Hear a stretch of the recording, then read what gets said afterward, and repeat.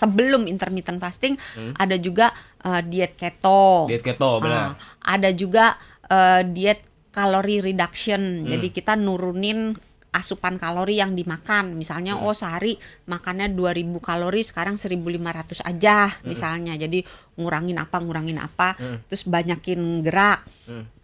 Terus apalagi ya, rendah karbo. Terus ada juga diet yang tidak makan garam sama sekali.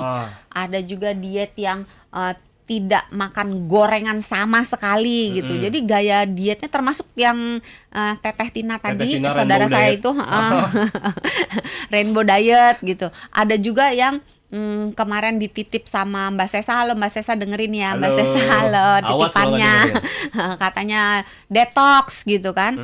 Jadi caranya muacem banget gitu loh.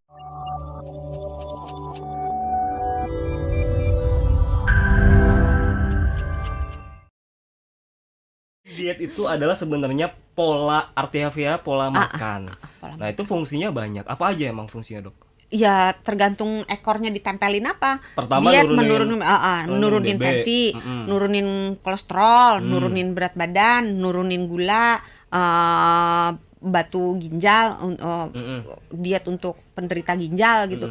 Itu macam-macam. Ada diet rendah garam, diet macam-macam. Tergantung keadaan kesehatan yang diderita oleh orang tersebut gitu loh. Jadi tidak terbatas diet itu sama dengan gaya makan untuk menurunkan berat badan. Iya, itu salah yang dikaprahkan. Okay.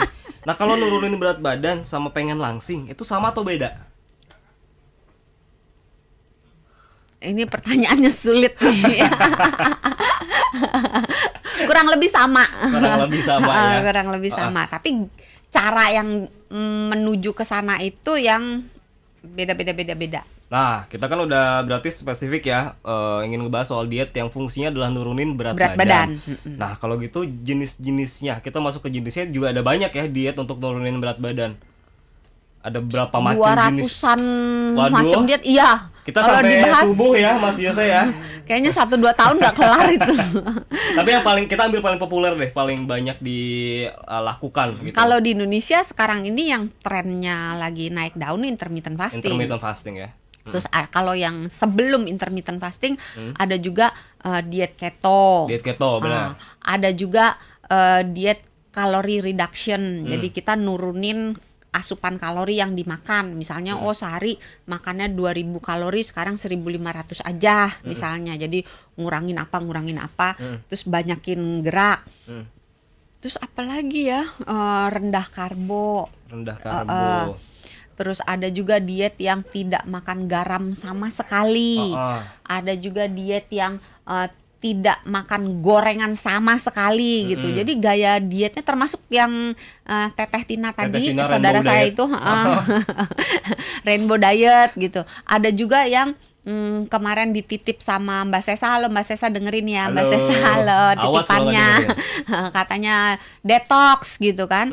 Jadi caranya muacem banget gitu loh. Muacem banget. Kan ini jenisnya banyak, ya caranya banyak.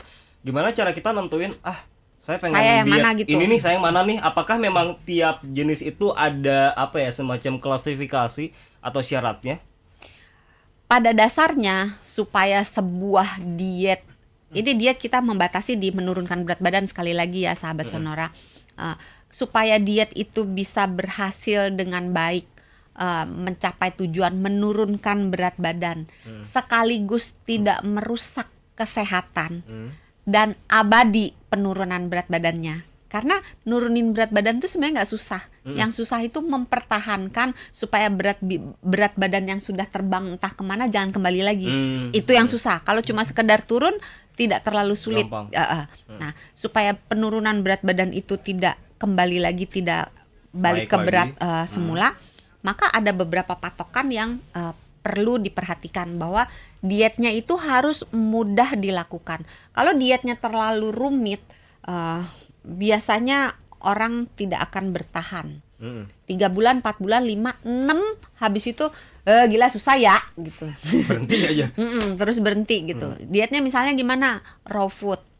Raw food tuh? Makan yang semuanya harus mentah, nggak boleh ada yang Oh, raw food. Nah, kalau misalnya makan yang mentah, mungkin kalau dia cuma di rumah aja kerjanya mungkin mudah. Tapi begitu dia udah kerja di tempat perkantoran dan seterusnya, akan sulit menemukan makanan yang tepat dengan yang direncanakan gitu. Kalaupun gampang itu bawa aja dari rumah gitu kan. Nah, membawa dari rumah beberapa saat bisa gitu, tapi apakah itu berkesinambungan karena mengingat kemacetan makin tinggi gitu ya. Orang juga terus kayaknya kita parkir aja mau ke minimarket beli air 3.000 parkirnya 5.000 gitu kan. Jadi membuat banyak hal yang membuat sebuah diet sulit dilakukan kalau terlalu rumit gitu ya. Terus jangan terlalu mahal, harus sesuai dengan kantong. Kalau terlalu mahal, ada juga yang mesti minum susu ini harganya 1 kaleng sekian ratus ribu gitu. Iya. Gajinya aja 5 juta gitu. Beli susu sekaleng 700.000. Seminggu sehabis sekaleng, sebulan gajinya. Berat badan turun, mentalnya yang iya, bagus, malah naik. Yang naik utangnya Nah, itu nanti. dia. Ya, jadi mudah, murah, dan sesuai dengan selera. Ini yang susah nih, sesuai dengan selera. Okay. Jadi kalau misalnya ada juga pasien saya yang, "Dok, saya tuh sejak pantang gorengan saya turun 15 kilo 20 kilo gitu." Lah terus kenapa sekarang gede lagi? Nggak tahan, Dok, gorengan enak gitu kan. Ya jadi jangan membuat dirimu sengsara ketika menjalankan diet itu.